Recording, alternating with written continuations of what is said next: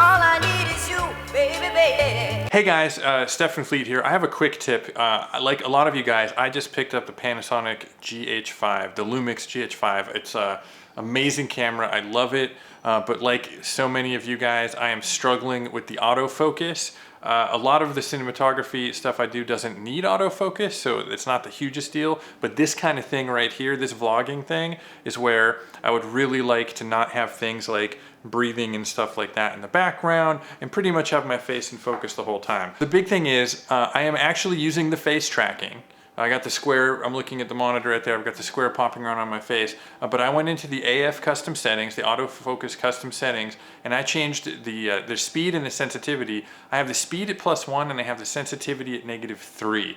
I found that the sensitivity is a big deal. I saw some other vlogs that were saying like up the sensitivity to make it go faster, make it like +3. And what I found is when you up that sensitivity, that's when it's like really looking for the focus a lot and it keeps doing that wobbly thing. By making it -3, it's not, once it's kind of latched on to focus to my face, it doesn't really like, unless there's like a huge movement, it doesn't look as much. And then the speed is actually just kind of a matter of taste. If you put it at +5, what happens is the minute it does sense a change in focus, it's going to very quickly change the focus. If you put it at something slower, like -5, it's going to wait a while and very slowly change the focus. And the problem there is that if it's too slow, I feel like it doesn't catch up. So I've just found +1 to kind of be the sweet spot for me, but it's kind of subjective. But again, go into those custom autofocus settings and it's +1, -3, just going top down the menu.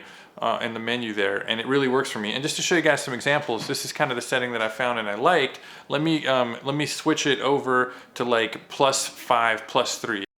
Okay, so now I'm at, I went into the custom autofocus settings, the AF custom menu, whatever it's called, and I changed it all, I cranked it all the way up, +5, +3 on the speed and the sensitivity. And what you're probably gonna notice as I move around is a lot more swimming and a lot more stuff wobbling in and out, and it drives me crazy. And that's because we've basically like cranked the sensitivity way up on this camera. It's so sensitive that it's like, it's looking for the little changes in like the hairs on my beard as I move forward and back, and it's just constantly trying to find focus. And I think it's too much. I'm still using face tracking. Honestly, I don't think the face tracking algorithm on this camera is the problem or that bad.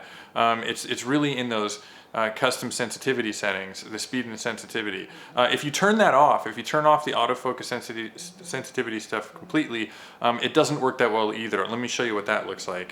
Okay, so now I'm on face tracking and I've just turned the AF custom video feature off completely, and you're gonna notice that it's still swimming.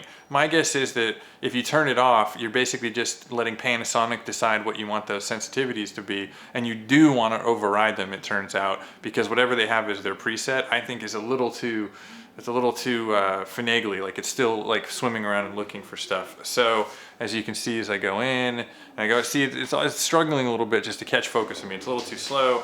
It's just not that great. So I would not recommend this setting. So let me go back to the sensitivity settings that I found and like.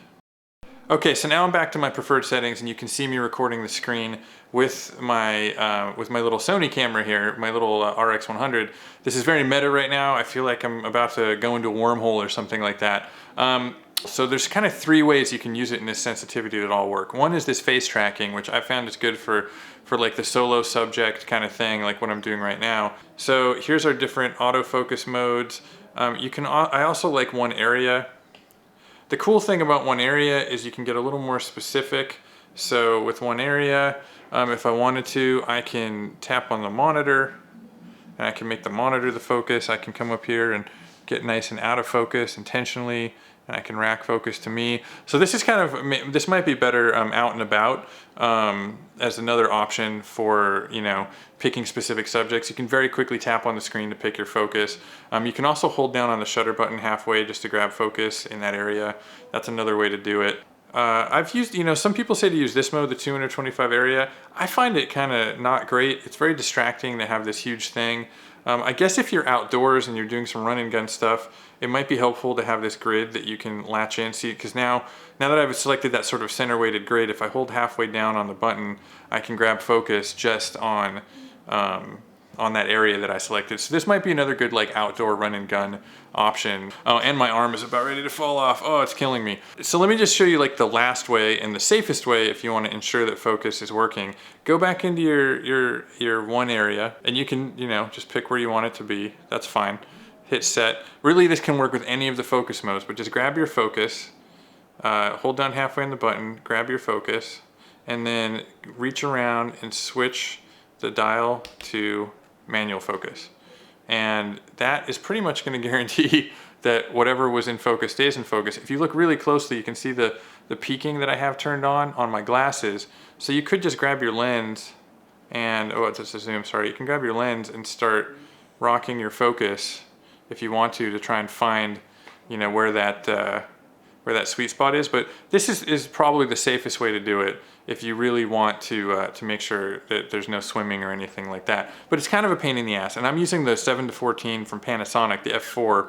I wish I had the 2.8 from the Olympus 2.8, but oh well. What's kind of annoying is it doesn't have a manual focus switch on the lens, so you have to reach behind and do it. And by the way, I've been doing all of this in AFS. I've done testing between AFS and AFC, and it really doesn't matter for the breathing or whatever. Whew, sorry, my arm's about to fall asleep. And yeah, I'm hoping when I do my vlogs in the future and I sit here and talk to this camera, that this face tracking thing like this just kind of works for me. I haven't really tested it in environments like with my gimbal moving around and stuff like that. I don't think face tracking would be the best for that. Just remember the +1, -3 in the custom autofocus settings, and try face tracking, try all the different methods. Hopefully this will work for you like it's working for me. Bye guys.